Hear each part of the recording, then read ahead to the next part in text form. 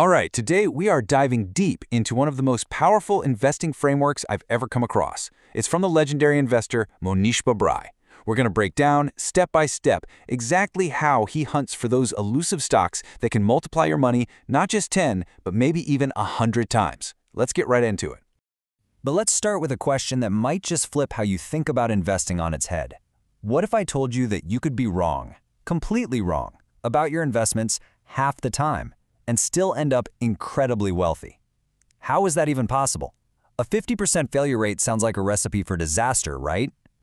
Well, the answer is actually the key to this whole framework.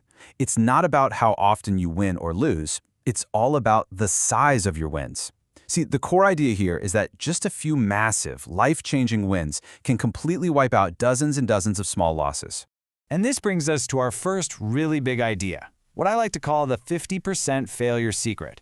This is all about the incredible power of asymmetric returns. And, the math behind it is shockingly simple, but it changes everything.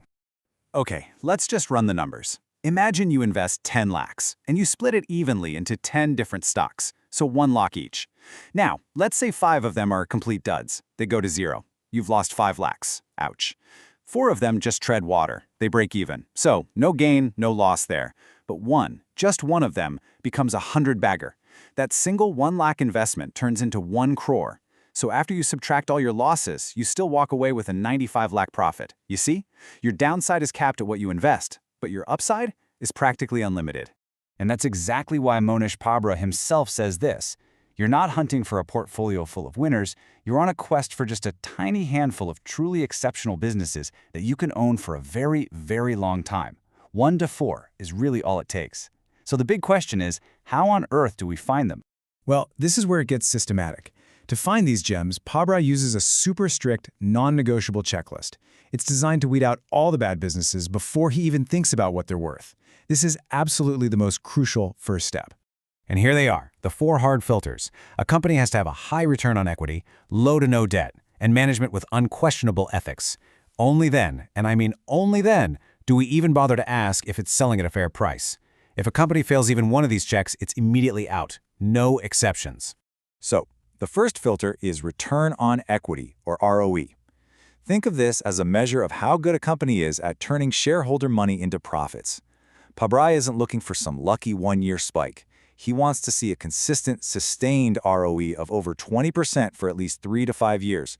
That tells you the business is a natural compounding machine. Second, low debt. This one is totally non-negotiable. A truly fantastic business shouldn't need to borrow tons of money to grow.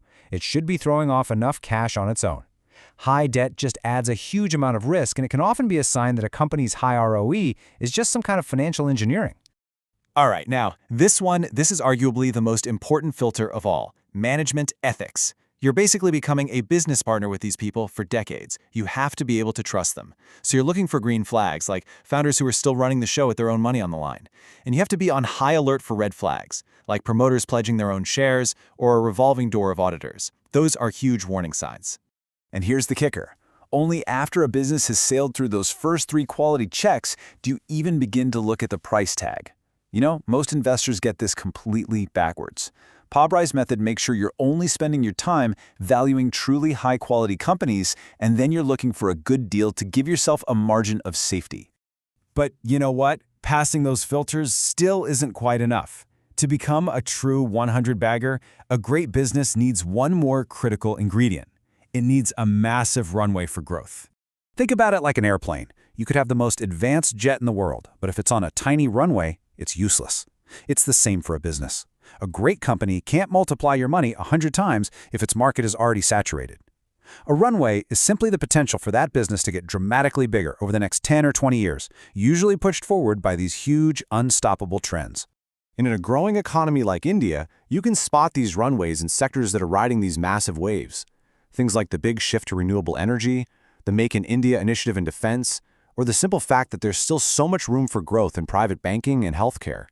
These are opportunities that could play out for decades. So let's pull all these pieces together, because it's not just a checklist, you see. It's really about adopting a specific mindset and following a clear, actionable process.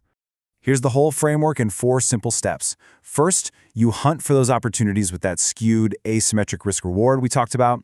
Second, you are absolutely ruthless in applying those 4 filters. Third, you confirm there's a long runway for growth. And fourth, and this is the hardest part of all, you hold on with extreme patience. And that's the real secret, isn't it? The analysis, finding the good companies, that's not actually the most difficult challenge. The hardest part is having the mental fortitude, the psychological discipline, to just hold on through market crashes and all the noise, and simply do nothing. Your biggest enemy is almost always your own impatience. So, I've got a question for you all. Looking at these 4 filters, high ROE, low debt, management ethics, or finding a fair price, which one do you think is the toughest to actually get right in the real world? Drop your answer in the comments below. I genuinely love to hear what you think. And hey, if you found this framework useful and you want more deep dives into proven investing strategies just like this one, please take a second to subscribe. We try to skip the hype and really focus on frameworks that actually work over the long term. And just as a little thank you for tuning in, I've put the exact screener query that we used for this research right in the description below. You can literally copy and paste it to start building your own watch list of potential high-quality companies today. And finally, the really important disclaimer. Everything in this analysis is purely for educational purposes. I am not a SEBI-registered advisor, and nothing here is investment advice. Please, always do your own thorough research before making any investment decisions. Thanks so much for watching. Stay patient, stay disciplined, and keep on compounding.